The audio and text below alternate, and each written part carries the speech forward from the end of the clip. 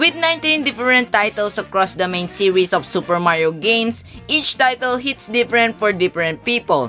Many of these games are likely interchangeable depending on a variety of personal factors including mood, nostalgia, and preference. Many of you will disagree with this list and odds are you're probably right. For example, are wildly different from mine. Let me know your top 10 in the comments below.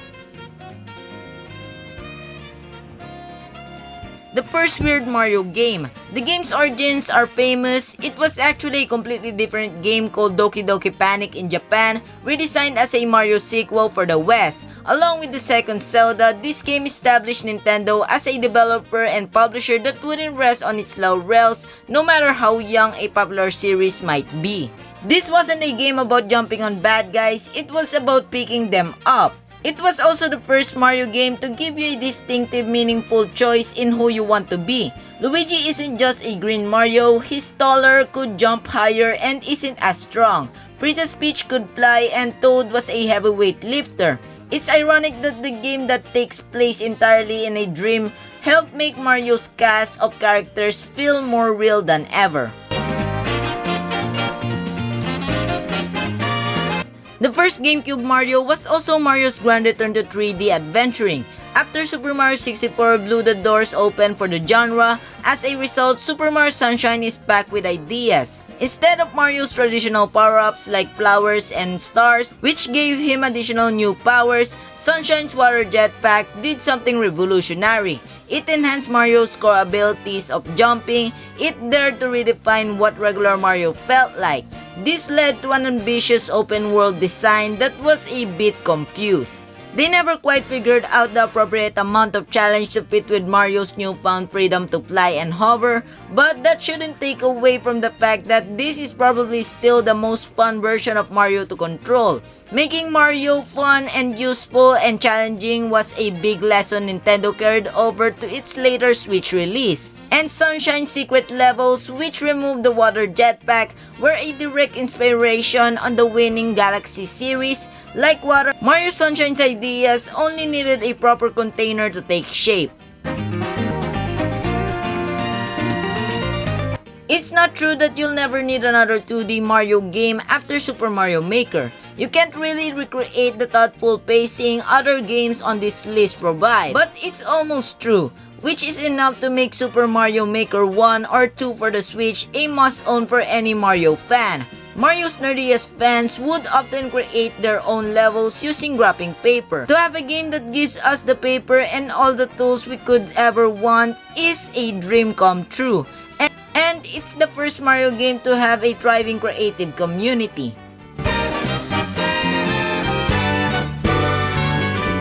Level for level, this is probably better than the first Galaxy. Nintendo thought of making this an update to the first Galaxy, but it had enough level concepts to fill an entire game.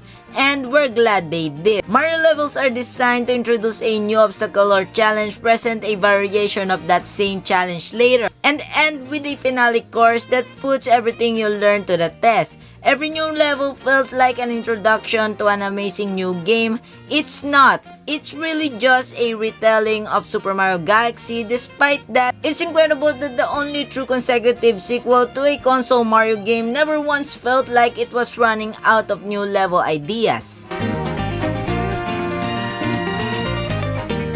This is probably history's most important video game. It rescued the entire industry from the infamous 1983 market crash. It gave rise to 2 decades of Japanese dominance in video games. Beyond that, it also introduced new possibilities of narrative, story cliffhangers after every castle, and game design unlike other games at the time. Mario had a slow natural difficulty curve that made it playable for anyone. Nintendo's resident genius and creator Shigeru Miyamoto's meticulous level design philosophy ensured that it's simple enough to play and understand. But underneath the simple gameplay are layers and layers of complex design decisions that gave root to so many video game genres today, including the important consideration of gravity and weight, how Mario feels as he jumps and runs and slides, Miyamoto knew players would resonate with the feeling of weight, gravity, and the fear of falling, as they're all innate human sensations. Beyond the mathematical precision of the level design, Miyamoto saw a deeper connection between our humanity and our desire to play. It's why the first Super Mario Bros. Remains a timeless classic. This game is the promise of Super Mario 64 finally fulfilled. Open worlds with secrets and moons to find, Mario with the same robust acrobatics he had in 1996, and a camera that you can finally fully control. Moreover, almost every enemy is itself a power-up, giving Mario more abilities than ever before. However, grand vast levels like the Metro and Sand Kingdoms might give the impression that this covers more ground than the previous titles, but it really doesn't. If anything, it's overstuffed with items to hunt that aren't all that fun to hunt for. With almost 900 moons to find, many of its secrets were a bit bland. It's empty color, but it doesn't take away from what many would call the definitive 3D Mario adventure. This is the link to the past of Mario games, the one that defined the series for years to come. It is the creative apex of the 8-bit Nintendo era. Yes, other games on this list also have dozens of levels brimming with new gameplay ideas, but the third Mario showed such early confidence in its ideas. It kept some of its best ones like the Tanuki and Frog suits to only a few levels. It broke the run, jump or die mechanics of platformers and games by giving us secrets to explore and wonderful reasons to revisit and reconsider the levels we just beat. Mario games weren't just about surviving anymore. This time we have a map, which has become a series mainstay, and it's about exploring and reliving past experiences in new ways.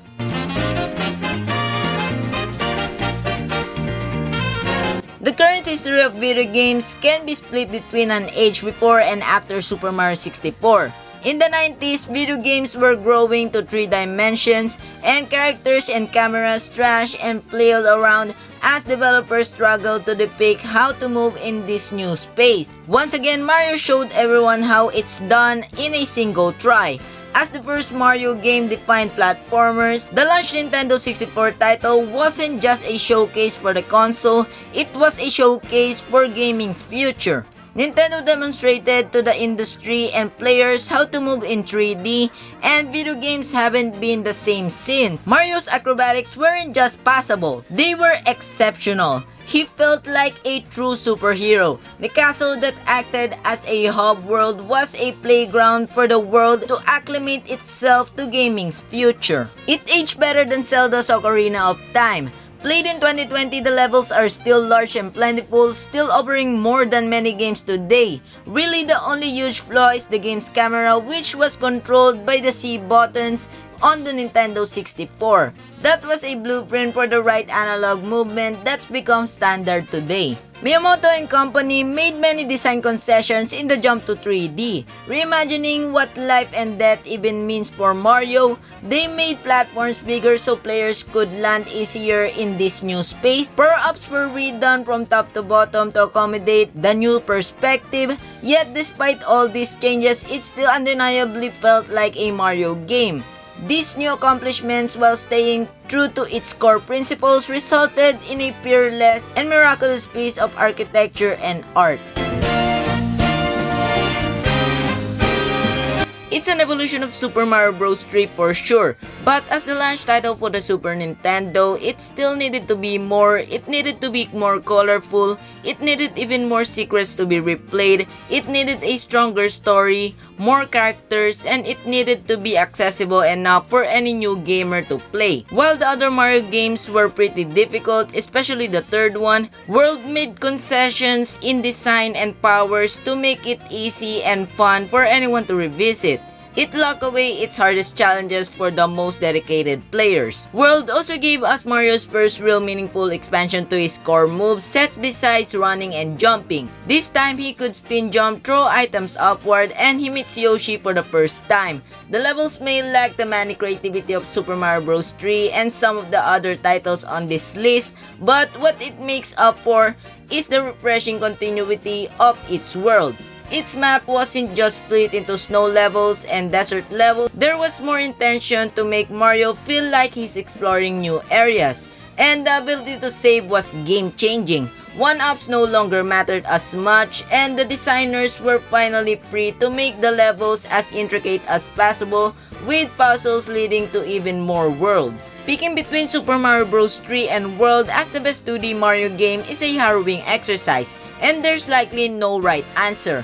For this list, World gets the win because it was the first game to make us feel like we were visiting uncharted territory. It's the most thematically cohesive title in a list full of incredible games. If Mario games always feel competent, the first Galaxy for the Wii knew it wanted to be the grandest conception of Mario's previous ideas. It's the product of the best lessons of Super Mario 64, Sunshine's secret levels, and Super Mario World's sense of exploration and wonder. It was a game so good Nintendo took the very rare remarkable step of repeating it with Super Mario Galaxy 2. Galaxy 2 may have more creative levels, but we'd be kidding ourselves if presentation isn't part of this consideration.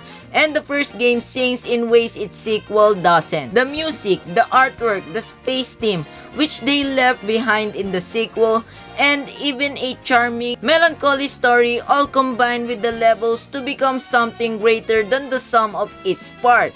And Galaxy was certainly no slouch in unique level design, redefining the concept of gravity as fast as every few seconds. But the game also gave you a living space to breathe, rewarding your progress with a lovely waltz in the observatory hub world by a small chamber accompaniment that would eventually be joined by a full-throated orchestra. It featured the first live recordings for a game by legendary composer Koji Kondo, where the music with Mario rocketing from planet to planet, and you have a luscious, indescribable experience. Mario games typically contain multitudes of happiness. Super Mario Galaxy's setting is the infinite emptiness and uncertainty of the universe, daring to be just a little bit sad, a little mysterious, and kind of scary. Against the backdrop of this chaotic void, Super Mario Galaxy reminds us that it's up to us to fill this vacuum with the limitless resources of our imagination, and that the unknown can still lead to adventure and wonder. The best Mario game feels like dancing on air. Super Mario Galaxy will sweep you off your feet. Hey guys, it's Rano here, and if you like the video, leave a like, let me know what you think of the video, and as always, I hope you enjoy.